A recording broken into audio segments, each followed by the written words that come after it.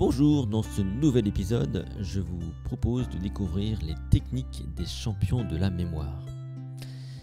Imaginez être capable de retenir 52 cartes en quelques secondes seulement, ou encore 1955 nombres en quelques minutes. C'est ce que font les champions du monde de la mémoire et je vais vous expliquer leurs techniques au cours de cette émission.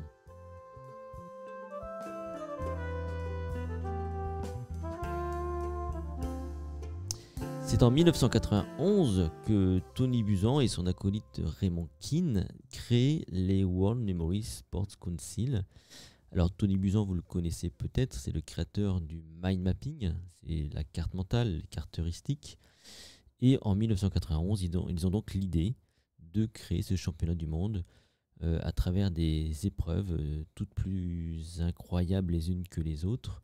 Et à ce jour, c'est Dominic O'Brien, a priori, qui détient le nombre record de titres, avec 8 fois champion du monde. Dominic O'Brien est le plus grand champion du monde de la mémoire encore vivant.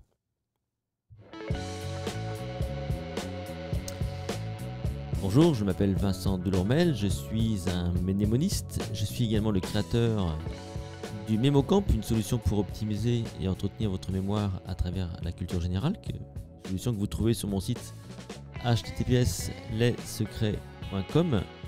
Et dans ce podcast, je vous propose de découvrir des stratégies, des astuces pour optimiser et entretenir votre mémoire à tout âge et pour toute la vie.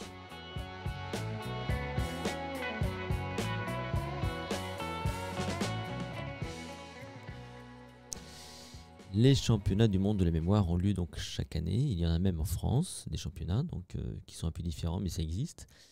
Ce qui montre un engouement réel pour cette faculté qui est la mémoire. Et si vous voulez un jour performer dans ce genre d'épreuve, eh bien vous devez vous préparer à une dizaine d'épreuves. La première, c'est être capable de retenir des images abstraites en 15 minutes, donc des images qui n'ont absolument aucun sens.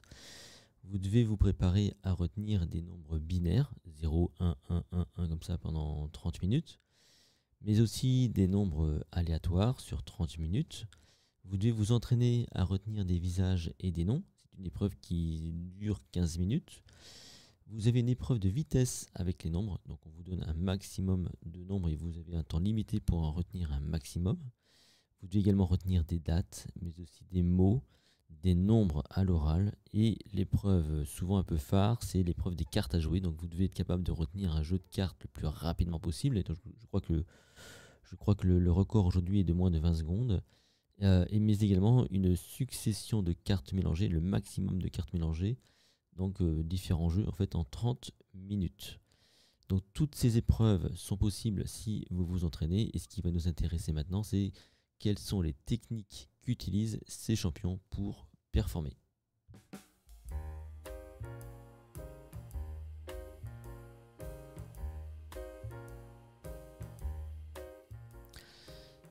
Vous êtes très nombreux à chercher des stratégies, des techniques pour être au top au niveau de votre mémoire. Et justement, une des premières clés, vous le savez, c'est votre hygiène de vie, c'est votre capacité à maintenir votre cerveau en forme. Et c'est justement ce que font ces champions. Ces champions ont une hygiène de vie relativement irréprochable, en tout cas de ce qu'on en sait. Et la première chose qu'ils font, c'est justement de s'initier à la relaxation et à la gestion du stress. Et ça, vous le savez, c'est dans votre quotidien, lorsque vous êtes stressé, en général, vous créez de la charge mentale et ça n'est jamais bon. C'est pour ça qu'aujourd'hui, on le sait, hein, tout ce qui pratique de la méditation, de la relaxation pour des personnes qui sont notamment stressées est forcément bénéfique. Alors si évidemment vous êtes quelqu'un de naturellement calme, eh bien c'est un plus, hein, forcément. Mais on voit que ces champions-là donc se préparent à la gestion du stress parce que le jour J, forcément, il y a un enjeu. Il faut être le meilleur, donc on ne peut pas se permettre d'être complètement préoccupé. Donc l'hygiène de vie, c'est aussi une bonne alimentation, c'est de boire de l'eau suffisamment, d'avoir un bon sommeil. Bref, du bon sens, prenez soin de vous, entraînez-vous à maîtriser vos émotions et à gérer votre stress et vous serez déjà sur la bonne route pour pouvoir participer à ces championnats. Outre outre la gestion du stress, évidemment, il y a donc de l'entraînement. Et on en revient aussi toujours au même, rappelez-vous, une bonne mémoire, souvent, c'est en lien avec des stratégies qu'on a automatisées. Et donc, ces champions n'y échappent pas. Ils vont s'entraîner à partir des épreuves, mais ils vont surtout automatiser des stratégies. Ils vont peut-être parfois trouver leur propre stratégie, c'est ce qu'on recommande souvent, pour pouvoir ensuite être au top le jour J, parce que la moindre seconde compte, notamment quand vous êtes face à des jeux de cartes qu'il faut retenir le plus vite possible. Donc parfois, voilà, entre un champion du monde et le second, il ne se passe qu'une seconde de différence. Et donc chaque seconde compte, et ça, c'est le rôle de votre entraînement. Si on ramène ça aux techniques pures, une des techniques premières, si vous voulez, c'est être capable de créer ce qu'on appelle des chunks. Alors les chunks, c'est votre capacité à regrouper des informations sous forme d'acronymes, par exemple. Vous en connaissez certainement quelques-uns. Des acronymes comme, je sais pas moi, comme l'OTAN ou l'ONU ou ce genre de choses, ce sont des chunks qui résument en un mot extrêmement court, on va dire une suite de lettres qui ont un sens pour vous très très court et qui vous allègent donc de la charge mentale. Donc ça, c'est une des premières, on va dire une des premières caractéristiques des stratégies.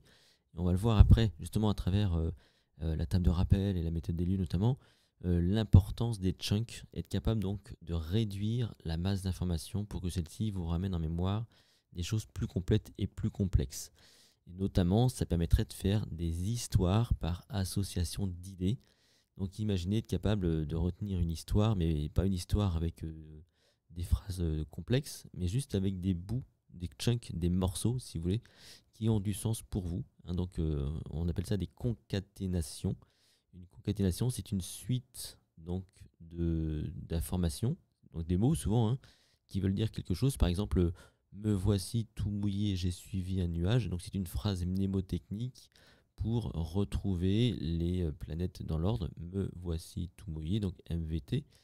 Donc ça permet de se rappeler de Mercure, Vénus, Terre. Donc là on est sur le thème de l'histoire. Mais si vous associez, si vous alliez les chunks à votre capacité à faire des histoires, donc là forcément vous gagnez en rapidité et vous gagnez effectivement en efficacité. Donc les chunks, les histoires, les associations d'idées, c'est ce que recherchent ces champions du monde. Il y a ensuite donc évidemment la table de rappel, donc qui fera l'objet d'un prochain podcast. La table de rappel, c'est cette stratégie qui consiste à traduire les chiffres et les nombres en images de façon complètement automatique. Et la table de rappel, elle va servir notamment donc à associer des cartes à jouer, des mots à des positions, ou alors tout simplement des nombres complets, donc notamment pour l'épreuve des nombres à l'oral ou des nombres aléatoires. Eh bien, on va pas forcément lire comme ça donc tant de nombres, mais on va plutôt avoir des images qui vont nous venir en tête. Et avec ces images, on va faire donc des histoires. Donc là, on voit bien, on voit bien comment est-ce qu'on multiplie les stratégies entre elles, comment est-ce qu'on les associe entre elles, les stratégies, pour que tout ça soit fluide. Et c'est ce qu'on recherche quand on travaille sur la performance en championnat de la mémoire. C'est cette forme de fluidité, il faut que ça aille très très vite, c'est l'automatisation de la tâche. Et la table de rappel donc, permet notamment de traduire les chiffres et les nombres en images. On y reviendra. On y reviendra dans un prochain podcast. Alors, il y a l'autre stratégie, c'est notamment la méthode des lieux, que vous connaissez évidemment. La méthode des lieux, c'est cette méthodologie qui consiste à déposer mentalement des informations sur un trajet. Donc, on peut imaginer, on peut aller loin, on peut très bien se dire, tiens, dans le trajet numéro 1, dans l'étape numéro 1, j'ai une première histoire, une histoire qui est composée de chunks, par exemple. Dans l'étape numéro 2, une seconde histoire, etc., etc. C'est là que vous voyez la masse d'informations qu'on serait éventuellement capable de retrouver de tête. Alors évidemment, ça demande beaucoup d'entraînement, mais c'est sur cette voie-là qu'il faut creuser lorsqu'on veut travailler sur de la performance. Et puis, une autre technique qui est utilisée, c'est la PAO, notamment pour les cartes à jouer. En fait, en gros, on va créer une forme de table de rappel, si vous voulez, avec des cartes à jouer où chacune des cartes peut avoir le sens d'un personnage, d'une action ou d'un objet. Par exemple, imaginons que vous décidiez que le roi de cœur puisse, et ça c'est mon cas parce que je l'ai pratiqué, cette méthodologie, le roi de cœur, si vous voulez, pour moi, c'est Superman. Son action, c'est de voler. Et son objet, c'est une cape. Donc Superman vole avec une cape. Imaginons, je ne sais pas moi, la dame de pique. La dame de pique, ce serait Caroline, qui a l'action d'enseigner avec une règle. Donc ce serait Caroline enseigne avec une règle. Ce serait donc la dame de pique. Et puis, admettons une troisième carte, ce serait, imaginons, je sais pas moi, le 5 de carreau, Samuel, donc fait un tour de magie, ça c'est l'action, avec une baguette magique. Donc on a 3 cartes, roi de cœur, dame de pique, 5 de carreau. Si lorsque je fais défiler les cartes devant moi, je tombe sur le roi de cœur, la dame de pique et le 5 de carreau, je vais rapidement me créer une histoire en prenant le roi de cœur, le personnage, donc le Superman. Dame de pique en deuxième position, c'est l'action, enseigne. Et 5 de carreau en troisième position, ce serait l'objet. Donc c'est Superman, enseigne, avec une baguette magique. Si j'ai plutôt une suite de cartes, c'est 5 de carreau, dame de pique, roi de cœur, ça ferait Samuel, enseigne, avec une cape, parce que le roi de cœur, c'est une cape pour l'objet. Si j'ai dame de pique, roi de cœur et 5 de carreau, ce serait Caroline, vol, avec une baguette magique. Vous voyez, donc en fonction de la place de la carte par paquet de 3, eh bien, on va pouvoir créer une phrase un peu unique, qu'on va pouvoir déposer mentalement sur un lieu, sur une étape.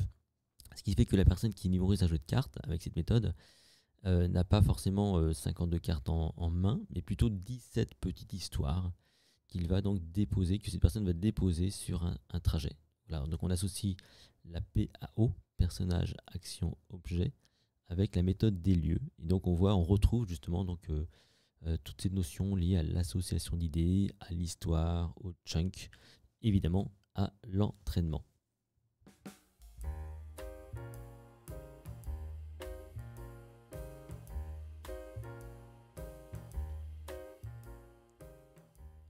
Alors évidemment, toutes ces épreuves ne sont pas non plus toujours intéressantes pour le commun des mortels. Et la vérité, si vous voulez, c'est que ça n'attire pas forcément non plus des foules. Quand on regarde, si vous voulez, les championnats du monde de la mémoire, voilà, c'est pas non plus, il n'y a pas non plus 10 000 personnes qui participent. Par contre, c'est vrai que c'est assez croissant. Et ce qui peut rebuter, parce qu'il y a de nombreuses années de cela, j'ai tenté de mettre en place un championnat de France de mémoire en France justement. Et je remarquais qu'il y a un manque d'engouement. Et la raison, en fait, quand je demandais aux gens pourquoi, c'est tout simplement parce que les gens ne voyaient pas trop l'intérêt de s'entraîner à retenir un jeu de cartes mélangé. Et ça, on peut les comprendre. On peut les comprendre. C'est vrai que d'être capable de retenir 1955 nombres en peu de temps, ou je ne sais pas combien de décimales de pi, c'est bluffant. C'est très intéressant au niveau fondamental, c'est-à-dire que c'est intéressant de comprendre comment ça fonctionne. C'est vrai que c'est très intéressant d'essayer de comprendre que quelqu'un qui n'a pas de stratégie, on lui donne un jeu de cartes, 52 cartes, on lui demande de mémoriser en une semaine, il y a encore, alors qu'avec une bonne stratégie, en 20 secondes, on peut résoudre le problème. Ça, c'est intéressant.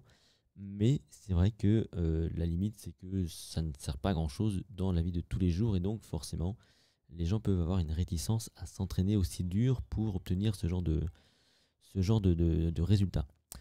Donc ça, c'est un peu la limite, si vous voulez, par rapport au championnat du monde de la mémoire. C'est une des raisons pour lesquelles moi, personnellement, je n'y participe pas. Nous, avec une équipe, on est plutôt en train de monter des olympiades, des choses très familiales autour de sujets intéressants, justement, qu'on retrouve dans les championnats, notamment les visages, les noms, mais aussi, effectivement, pourquoi pas, quelques dates, des choses qui peuvent être intéressantes pour le commun des mortels, sans non plus tomber dans le too much et la performance pour la performance. Ce qu'il faut retenir aussi de tout ça, si vous voulez, c'est que s'entraîner à retenir des jeux de cartes va pas forcément vous permettre de performer dans d'autres matières. C'est-à-dire qu'il n'y a pas de transversalité entre la méthodologie pour retenir des jeux de cartes vers, par exemple, l'envie de retenir un poème. C'est pas parce que vous serez fort à retenir un jeu de cartes que vous serez fort à retenir un poème. Donc là, on voit tout de suite la limite. Il n'y a pas de transversalité entre les stratégies. Les stratégies sont assez spécifiques en soi, donc ça demande un vrai entraînement. Et c'est vrai que si on veut être bon pour retenir un poème, dans ce cas-là, il vaut mieux aller chercher une stratégie pour le poème. cette performance-là, on le demande pas, on ne demande pas ça pour les championnats donc, du monde de la mémoire. C'est donc de la performance pour la performance, et c'est ça justement les limites. C'est aussi, si vous voulez, alors c'est intéressant au niveau de l'entraînement de la mémoire dite de travail, ça c'est vrai que c'est intéressant, c'est-à-dire que cette mémoire qui consiste justement à maintenir en tête des données pour pouvoir les traiter ensuite, donc ça c'est quand même pas mal, mais je resterai sur cette idée fondamentale, c'est que si vraiment vous voulez être un champion de la mémoire dans votre quotidien, sans aller jusqu'à devenir une bête de foire, si vous voulez, eh bien ce serait encore une fois d'apprendre toute votre vie des choses variées.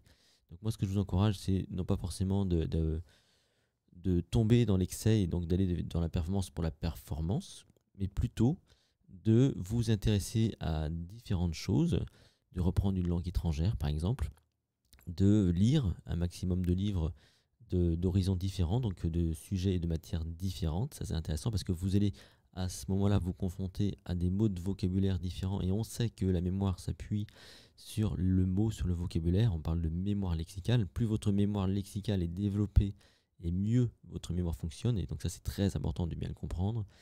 Et à ce sujet, donc, je vous recommande chaudement le MemoCamp. La stratégie que moi j'ai mise en place et que je vous recommande, donc c'est le MemoCamp.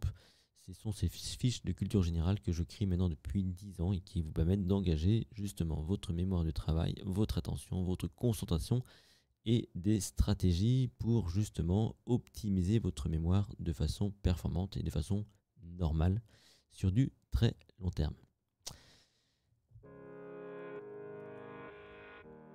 Ce podcast est maintenant terminé. Merci pour votre écoute et votre attention. Je vous rappelle que vous pouvez me retrouver sur mon site https://les-secrets.com et retrouver notamment le MemoCamp et tous les autres podcasts et des tas d'articles sur le sujet. Je vous retrouve dans un prochain épisode. Merci à vous et n'hésitez pas à partager